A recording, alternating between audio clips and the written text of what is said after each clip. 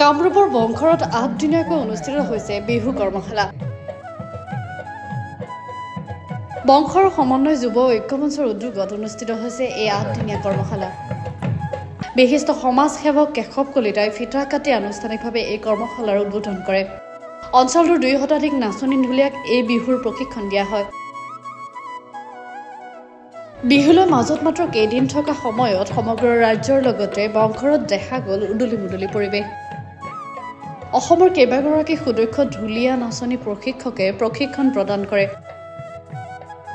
অনুষ্ঠানৰ শেষত বাৰীৰহণীয়া সাংস্কৃতিক অনুষ্ঠানৰো আয়োজন কৰা হৈছে। আজি অসমীয়া জাতিৰ বাপতিসাহোন বিহু আমাৰ সন্মুখত আহি পৰিছে আৰু এই বাপতিসাহোন বিহু আদৰাৰ বাবে অসমৰ চুকে কোণে আজি আমি দেখিবলৈ পাইছোঁ ঢোলৰ মাত, তালৰ মাত। সেয়েহে আমাৰ প্ৰত্যেকৰে মন আচলতে ডেকা হওক, যুৱক হওক বা কণ কণ ভাইটি ভণ্টি হওক বা বয়সীয়া ব্যক্তিসকলক সকলোৰে মন আচলতে আজি নাচি উঠিছে। সেয়ে আজি মই পূব বংগৰ সমন্বয় যুৱ ঐক্য মঞ্চৰ উদ্যোগত আৰু সৌদ বংগ ৰাইজৰ সহযোগত উদযাপন হোৱা এই বিহু কৰ্মশালাত আচলতে উপস্থিত থাকিবলৈ পাই নিজৰ বিহু মনটো বিহু বিহু যেন লাগিছে। আমি অসমীয়া ৰাইজে আচলতে এই বিহুৰ যি সংস্কৃতি, এই বিহু সংস্কৃতিক আমি জীয়াই ৰাখিবই লাগিব।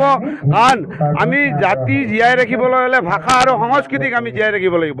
যিহেতুকে আমাৰ বিহু তিনিটি বিহু, আমি কাতি বিহু যাক আমি কঙালী বিহু বুলি কওঁ, মাঘ বিহু যাক ভোগালী বিহু বুলি কওঁ, আৰু বহাগ বিহু যাক আমি ৰঙালী বিহু বুলি কওঁ। এই সময়খিনিত আচলতে আমি প্ৰত্যেকে ৰঙত নাচি উঠোঁ। আমাৰ দুখীয়া সুখীয়া বুলি ইয়াতে কোনো চিন চাপ নোহোৱা হয়। ইয়াতে আপোনালোকে দেখিছে ইয়াতে কিমান কণ কণ আচলতে ভণ্টিসকলে নাচৰ কাৰণে আহি উপস্থিত হৈছে। ইয়াতে কোনো মানে জাতিভেদৰ কথা আহি পৰা নাই। বিভিন্ন জাতি, বিভিন্ন ভাষা জনগোষ্ঠীৰ আচলতে কণ কণ ভণ্টিসকলে আহি একত্ৰিত হৈ আমাৰ এই যিটো জাতীয় উৎসৱ, যিটো বাপতিসাহোন বিহু, এই বিহু একেলগে আমি উদযাপন কৰিম।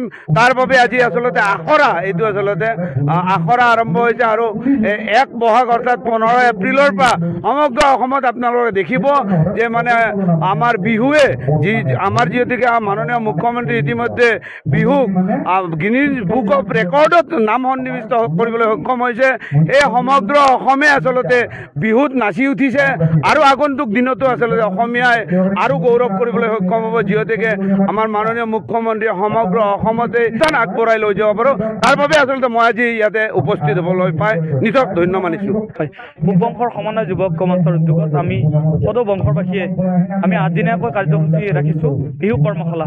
যাতে কণ কণ ছাত্ৰ ছাত্ৰীসকলে বিহু কেনেকৈ পালন কৰোঁ, অসমীয়া জাতি কেনেকৈ বিহুটো দৰবাৰত আমি চিনাকি কৰি দিব পাৰোঁ, তাৰ উদ্দেশ্যে আমি কণ কণ ছাত্ৰ ছাত্ৰীৰ মানে শিকাৰ কাৰণে এটা পৰিৱেশ বনোৱাৰ চেষ্টা কৰিছোঁ পূব বংশৰ সমন্বয় যুৱ ঐক্য মঞ্চই। আৰু মুখ্যমন্ত্ৰীৰ সমষ্টিত যিহেতু আমাৰ তেওঁলোকে বিশ্বৰেখাত গঢ়াৰ প্ৰয়াস কৰিছে, সেই উদ্দেশ্যে আমি ইয়াৰ কণ কণ ছাত্ৰ ছাত্ৰীসকলে আজি আমাৰ ২০০তকৈ অধিক, কাইলৈ কিন্তু আমাৰ ৪০০ পাৰ হৈ যাব আজি। কাৰণ বহুত ছাত্ৰ ছাত্ৰীয়ে যিহেতু স্কুল খুলিছে, স্কুল খোলাৰ কাৰণে আহিব পৰা নাই, তো কাইলৈ আমাৰ ৪০০তকৈ অধিক ছাত্ৰ ছাত্ৰী হ'ব। লাষ্ট যিদিনা ১০ তাৰিখ হ'ব সেইদিনাখন আমাৰ বিদ্যাসাগৰক মাতা গৈছে আৰু দেৱলীনা ডেকা মাতা গৈছে। আমাৰ বংশৰ ৰাইজৰ উদ্যোগত আমি যিখিনি কণ কণ সৰু ল'ৰা ছোৱালী আমাৰ বিহু কৰ্মশালা সদায় শুৱালকুছিৰ পৰা ৰিংকু বড়োৰ ৰিপৰ্ট, গ্ল'বেল NE 24 নিউজ।